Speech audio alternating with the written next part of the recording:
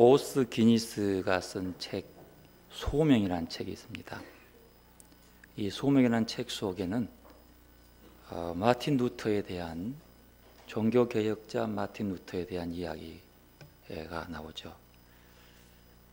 그 속에는 종교개혁자 마틴 루터가 교회를 새롭게 하고 바르게 세울 때에 어떤 종합적인 비전을 품고 치밀한 계획을 세웠던 것이 아니라고.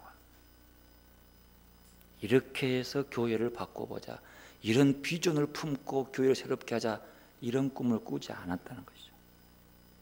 그 하나님 앞에서 자신이 진정으로 구원받고자 하는, 의롭게 되고자 하는 그 몸부림, 애달픈 그 몸부림 속에서 16세기의 그 격변의 순간, 교회 개혁의 격변의 순간이 시작되었다고 하는 겁니다. 근데 이 사실에 대해서 더 놀란 것은 루터 자신이었어요.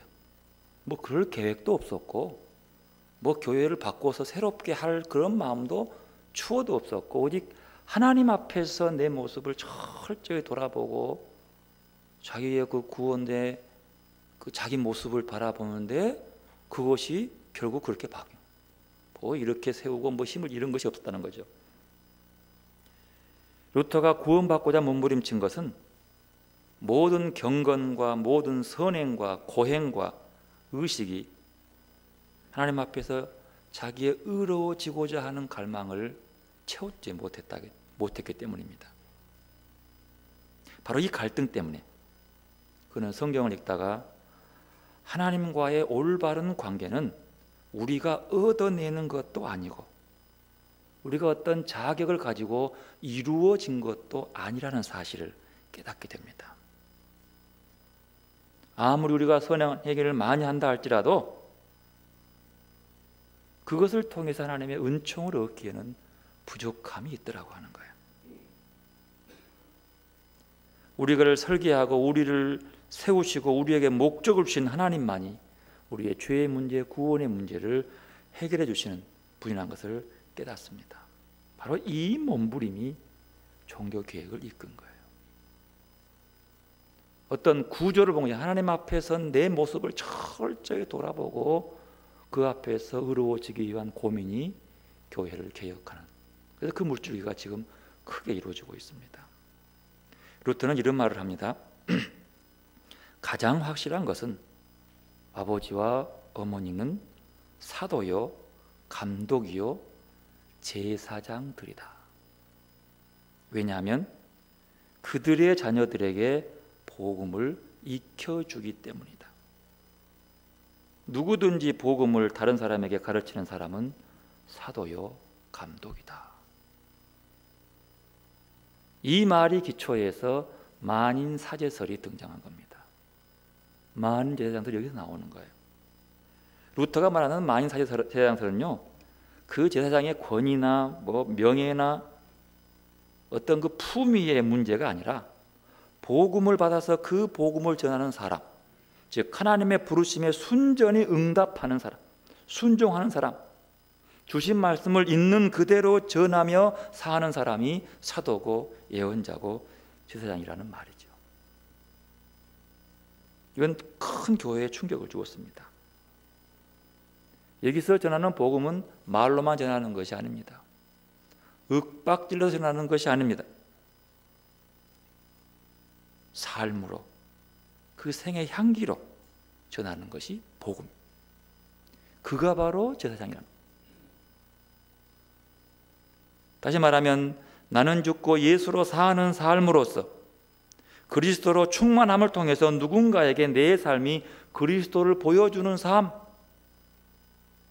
그리스도의 십자가의 구원의 복음을 증거하는 그 삶의 모습과 고백이 만인사제설의 기초라고 하는 사실입니다.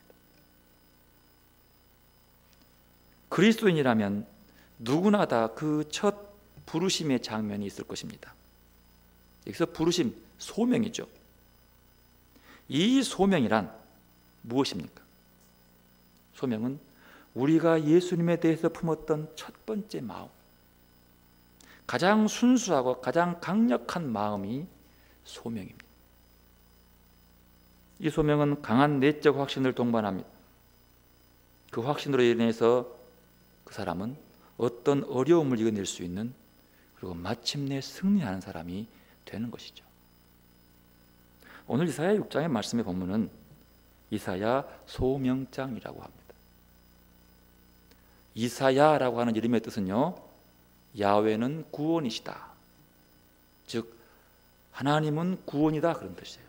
우리가 섬기는 여호와 하나님은 구원이다, 그런 뜻입니다. 그는 특별하게도요, 이사야는 출신 성분이 유다의 귀족 출신입니다. 그것도 왕족이에요. 그 아버지 아모스는 왕족이었습니다. 왕족의 아들로 태어난 사람이 이사야입니다. 그래서 그는 당시 이스라엘의 고위층과 귀족들의 삶의 모습들을 속속들이 잘 알고 있는 사람이었습니다. 그런데 오늘 본문에 보면 그가 예언의 소명받는 시작이 뭐냐면 우시야 왕이 죽던 때의 그 계기예요. 이 말이 굉장히 중요해요. 우시야 왕이 죽던 때, 왜 이게 중요한가요? 이 우시야 왕이 죽던 때부터 부름받는 이사야는 히스기야까지 4명의 왕을 거치면서 50년 동안 예언 활동을 합니다. 그게 그의 소명이었습니다. 그러면 여러분, 우시야 왕이 죽던 때가 언제일까요? 그게 주전 8세기 때입니다. 여러분, 우시야 왕은 대단히 훌륭한 왕이었습니다. 그 왕은 16살 때 왕이 되어서 52년 동안 유다의 왕을 하다 죽었어요. 여러분, 52년이면 이게 보통이 아니죠. 근데 52년 동안 왕위를 하면서 뭐 북한의 김일성처럼 백성을 막 힘들게 하고 굶주리게 만든 것이 아니라 BC 8세기는 북쪽의 여로보암 2세 시대인데 그 두 개를 통틀어서 제2의 다윗 솔로몬 시대라고 할 만큼 부강한 나라였습니다. 특별히 우시야는요, 블레셋과 아라비아를 정복하고요, 적대국인 암몬을 정복해서 조공을 받았습니다. 국토를 철저히 방위해서 딴 나라들이 침범 못하게, 그래서 50년 동안 왕이 된 거예요. 군대를 재편성하고 사회적인 그 부분을 한쪽에 편중되지 않도록 세심한 배려를 해서 온 백성들이 추앙하고 다윗 이후에 존경한 왕이 우시야입니다. 군사령관으로서도 행정가로서도 백성을 돕는 사회가로서도 훌륭한 왕이었습니다. 많은 사람들이 그 통치의 치와의 그의 카리스마 앞에 모두가 다 순종하며 태평세월을 노래했습니다.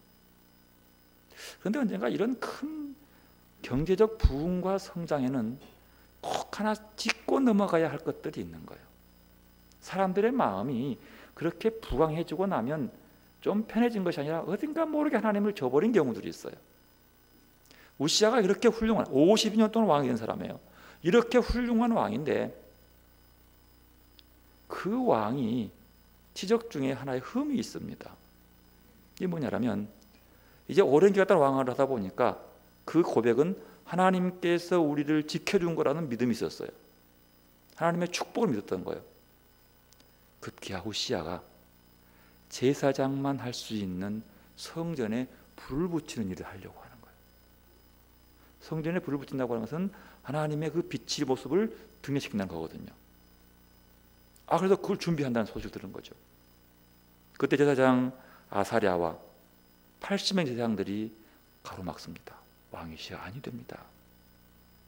이 일을 하면 당신의 권위의 문제가 아니라 이 일을 침범해 들어오면 하나님이 당신을 가만두지 않습니다. 범하지 마십시오. 근데 신하들은 뭐라고 합니까? 50년 가까운 이 긴 동안 하나님 축복인데 그거 하나가 뭐가 문제냐? 내가 빛을 바치고 싶다 라고 해서 그 80명의 제사장들의 반대를 무릅쓰고 거기다가 불을 붙입니다. 내 불을 붙이는 순간 그의 이마가 하얀색으로 변하면서 나병이 들고 맙니다. 하나님의 심판이었어요. 경고요. 그 자리를 침범하는 순간 그 속에 한센병이 들고 마는 거예요. 그래서 그의 말로가 그 병으로 몸이 흉하다 보니까 도저히 그 하나님의 심판 앞에 무서움을 써서 왕위를 유지할 수 없어서 자기가 별궁으로 물러가고 그 아들 요담에게 왕위를 줍니다. 그리고 이제 둘이 물러나 있어요. 그 병으로. 그러다가 우시야가 죽은 거예요. 강력한 통치자,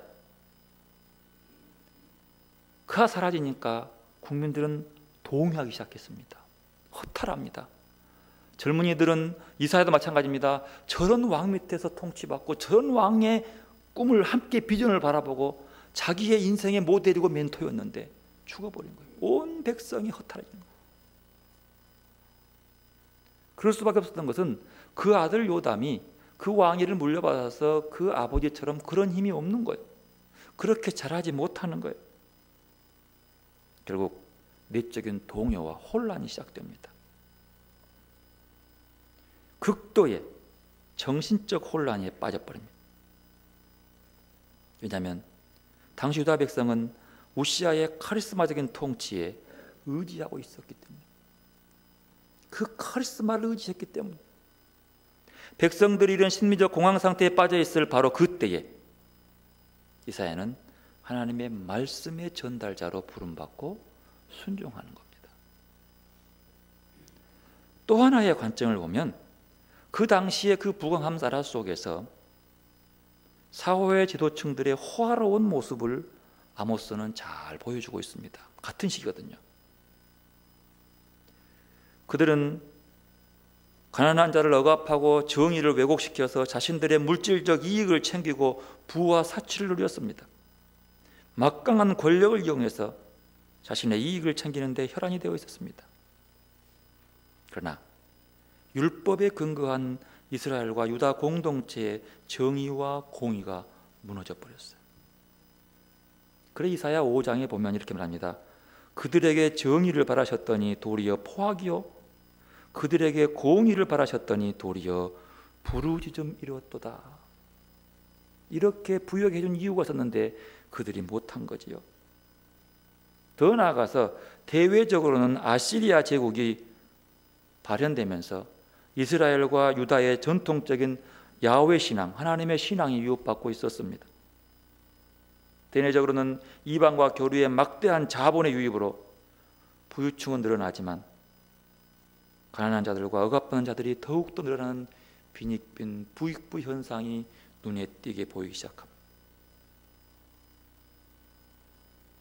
이사야의 임무는 이 아시리아의 부흥과 더불어서 그리고 빈익빈 부익부 현상으로서 신학적인 위기가 닥쳐온 그때에 율법에 통한 정의와 공의를 제시하며 회개를 촉구하기 위해서 이사야를 세운 거예요.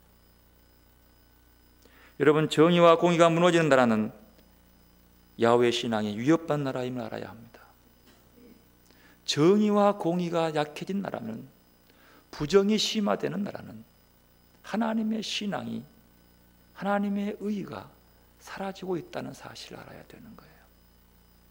더 나아가서 믿는 자가 빛이 되지 않는다고 하는 거지요. 우리나라는 비밀이 많은 나라입니다. 2008년에는 세계에서 공개하고 비밀스러운 게 없는 것이 44위인데 올해는 137위. 캄보디아, 베트남보다도 훨씬 하위에 있는 것. 신용도가, 지도층들에 대한 믿음이 베트남, 캄보디아보다 밑에 있는 나라가 우리나라입니다. 왜 그럴까요? 그런 나라는요, 정의와 공의가 없는 겁니다. 정의와 공의가 없는 나라는 하나님의 심판이 임하게 되는 거죠. 이사야의 소명적인 오늘 본문의 핵심은 8절입니다. 내가 여기 있나이다, 나를 보내소서. 이사야의 즉각적인 응답이 나옵니다. 그러나 이 즉각적인 응답이 중요한 것이 아니라 그렇게 응답받기 위한 과정이 중요합니다. 그 과정이 어떠합니까? 하나님과의 만남, 고백, 성결의 정화의 과정, 천상회의의 장면을 듣고 그리고 임무를 수행합니다. 이 과정이 중요하죠. 여러분, 우리가 어떤 사명 받을 때는 하나님과의 만남이 가장 중요한 시작점입니다. 하나님과의 만남 없이는 진정한 의미에서 주님의 사역자가 될 수 없습니다. 만나지 않고 어떻게 그의 뜻을 전하는 메신저가 될 수 있겠습니까?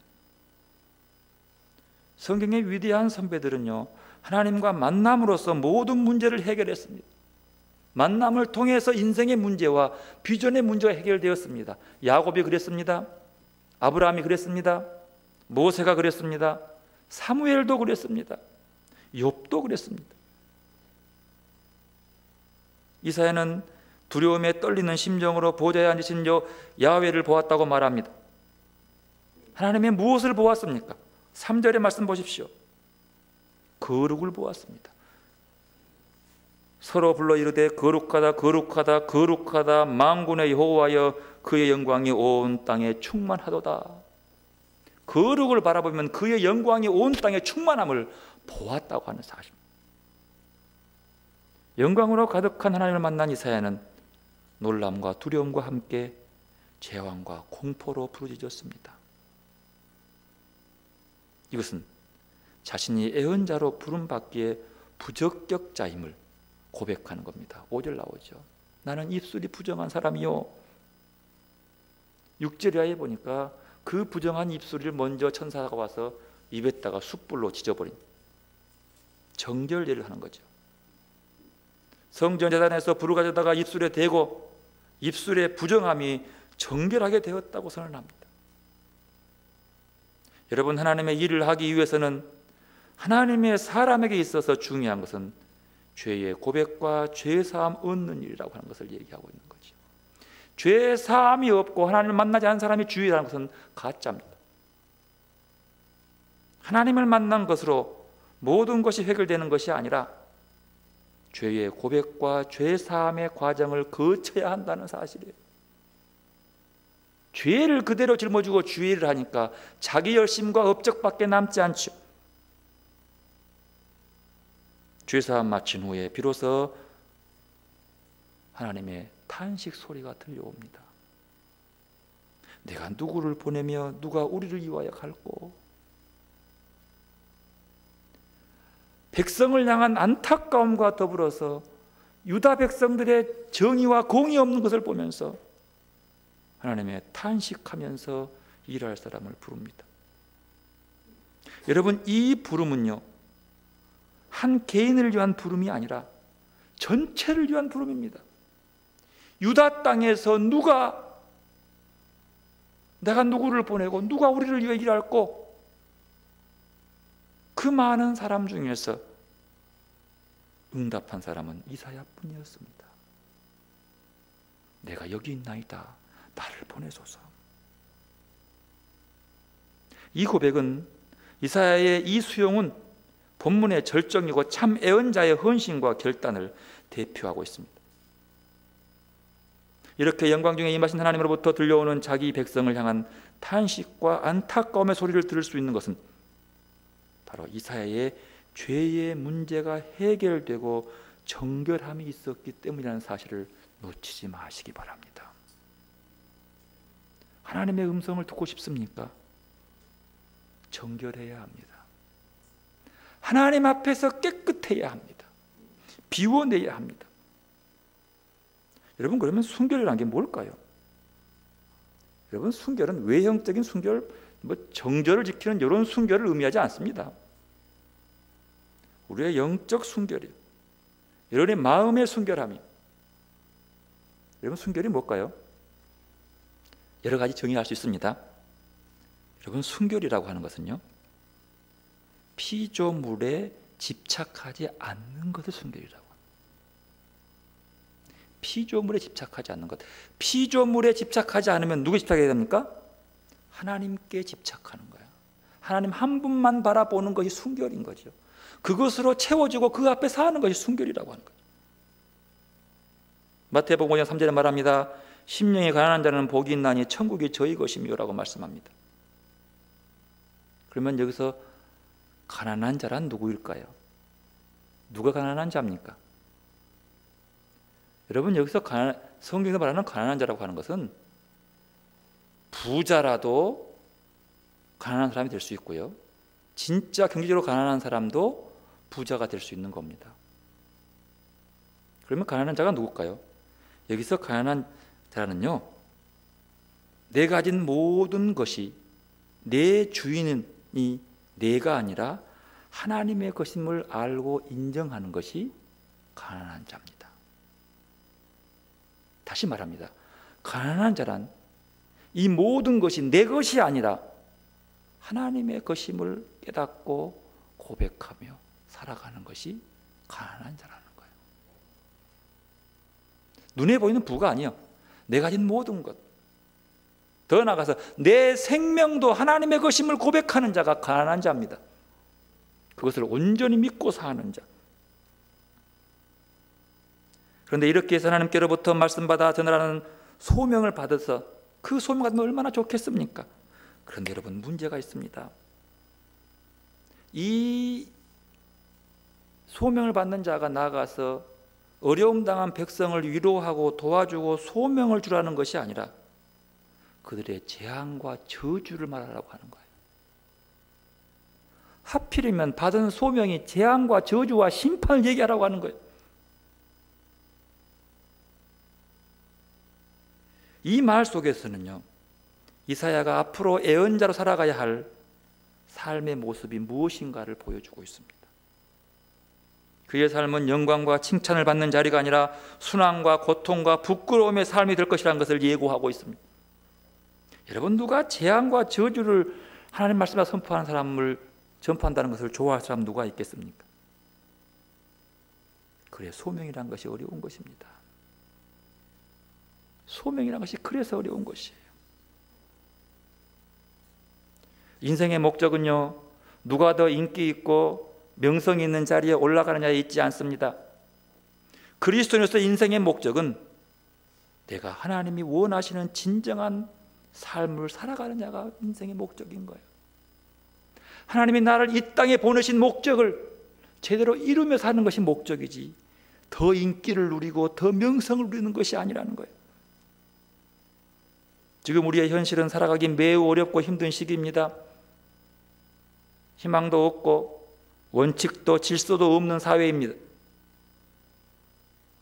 사람들은 자기의 삶을 꾸려가기 위해서 새로운 창업에 손을 대보기도 하고 다른 사람의 성공을 모방해 보기도 합니다. 그러나 현실은 결코 녹록하지 않습니다.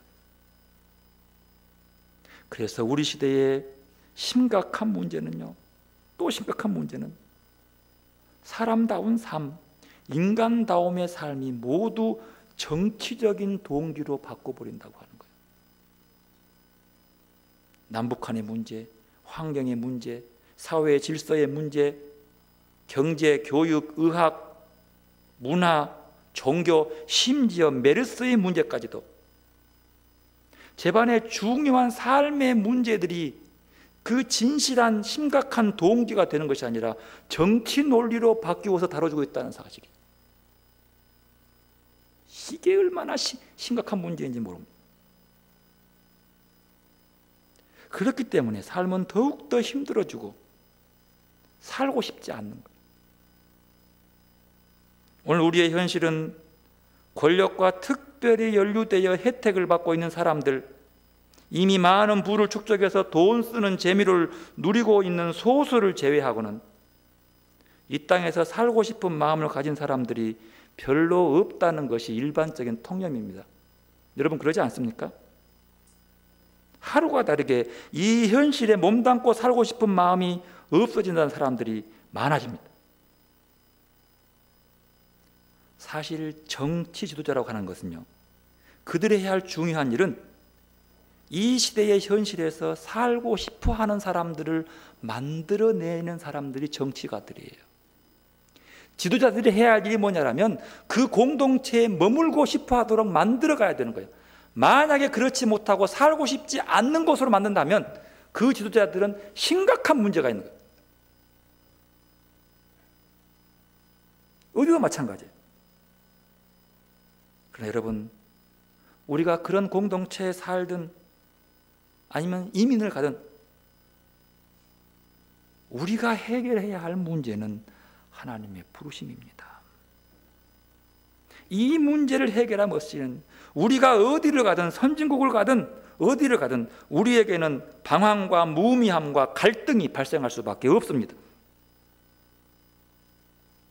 우리가 선진국으로 이민 가면요, 사회적인 불쾌감은 줄어들 수 있습니다. 그러나 이 불쾌감만 줄어든다고 인생의 모든 문제가 해결되는 것이 아닙니다.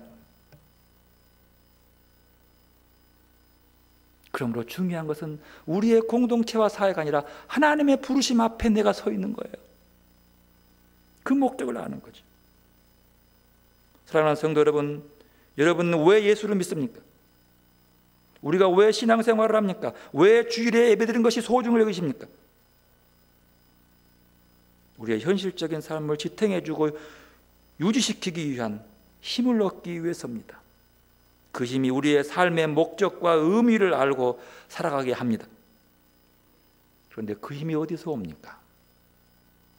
그 힘이 하나님께로부터 옵니다.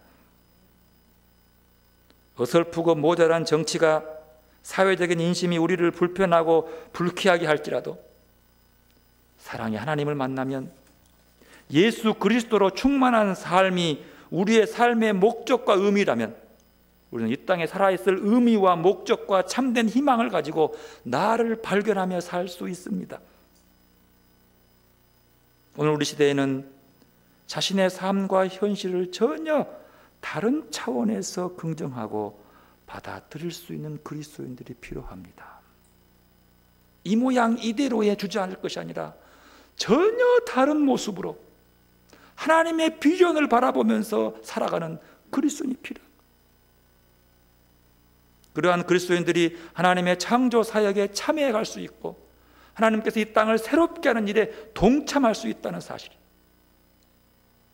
바로 이러한 교회 공동체가 필요합니다. 내가 누구를 보낼까? 누가 우리를 대신해 갈고? 이 말은 참으로 놀라운 말씀입니다. 무슨 말입니까? 전능하신 하나님께서 당신의 이 일을 함께할 누군가를 찾고 계시다는 사실입니다. 믿음의 사람이란 바로 우리의 삶 속에 끊임없이 이 음성을 듣고 응답하는 사람입니다. 요한복음 15장에 말씀합니다. 내 아버지께서 이제까지 일하고 계시니 나도 일한다. 우리의 삶의 자리는 주님이 우리에게 파송하신 자리임을 알아야 합니다. 데크라트는 말합니다. 나는 생각한다, 고로 존재한다. 하지만 우리는 이렇게 고백해야 합니다. 나는 소명받았다. 그러므로 나는 존재한다. 인간은 자기 자신의 이상의 존재입니다. 그 이상입니다. 때로는 우리의 삶의 권태를 느끼고 절망에 빠지기도 합니다. 이성이 흐릿해지고 의미가 허약해지기도 합니다. 왜 그렇습니까? 하나님께로부터 받은 소명, 그 명령을 잊어버렸기 때문입니다. 그 소명을 깨닫는 순간 우리의 삶은 회복되기 마련입니다. 하나님은요, 우리의 도움 없이도 말씀으로 천지를 창조하셨습니다. 그런데요, 그 하나님께서 우리와 함께 세상을 변화시키고자 합니다. 그런데 그 하나님께서 우리와 함께 세상을 아름답게 만들고 싶어 하십니다. 내가 누구를 보낼꼬? 여러분, 이 하나님의 탄식의 소리를 듣고 계십니까? 바다 깊은 곳에 살면서 눈이 퇴화해버린 시메오처럼 돈과 힘을 추구하느라 하늘을 잃어버린 이 세상을 보며 하나님은 지금 안타까워하고 있습니다. 하나님이 우리를 부르신 까닭은 평화의 일꾼, 생명의 일꾼이라는 뜻이 아닐까요? 우리는 모든 것을 구비된 뒤에 등장하는 손님으로 부름받는 것이 아닙니다. 구경꾼으로 부름받는 것도 아닙니다. 우리에게 맡겨진 사명에 딱 땀 흘려 일해야 할 일꾼으로 부름받았습니다. 그럼 여러분, 소명을 느끼는 지금 이때가 일할 때입니다. 그리고 바로 지금이 은혜 받을 때입니다.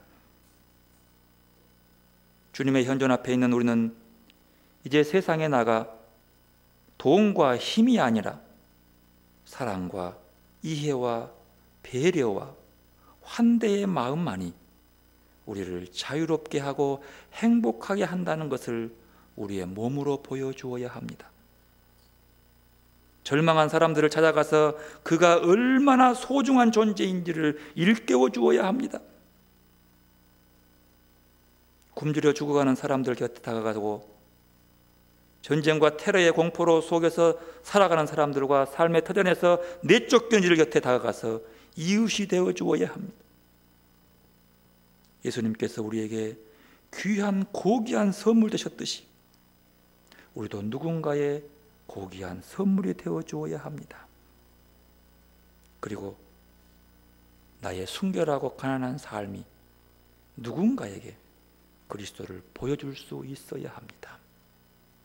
하나님께만 집착하고 이 모든 것 하나님의 것임을 고백하는 그 삶이 통해서 그리스도를 보여주어야 합니다. 그러므로 성도 여러분, 먼저 여러분에게 맡겨진 하나님의 사명을 깨달으시기를 바랍니다. 우리 앞에 놓인 문제가 제 아무리 크다 할지라도 겁먹지 마십시오. 우리가 시작하면 하나님께서 완성하십니다. 이것이 믿음이고 이것이 희망입니다. 돈과 명예와 권세가 우리의 삶의 최종적인 기준이 아님을 보여주는 그리스도인들이 되시기를 바랍니다. 우리의 최종의 목적은 하나님을 보여주는 그 소명을 감당하는 거룩한 그리스도인들이 되시기를 바랍니다. 기도하겠습니다. 하나님, 어둡고 팍팍하고 살고 싶지 않은 세상 속에서 이 땅을 새롭게 하시고 아름답게 꾸미를 하나님의 뜻에 동참할 자를 찾는 그 부르심 앞에 우리가 겸손하게 응답하게 하여 주시옵소서. 그 음성을 듣기 위해서 먼저 내 속에 있는 죄를 고백하게 하시고 깨끗하고 정결한 그 마음으로 주의 음성을 듣고 순종하며 우리의 삶의 자리가 주님이 나를 파송하신 선교의 자리를 깨닫고 살아가도록 하게 하여 주옵소서. 그래서 우리의 삶이 그리스도를 보여주는 고귀한 삶이 되게 하여 주옵소서. 예수님의 이름으로 기도드리옵나이다. 아멘.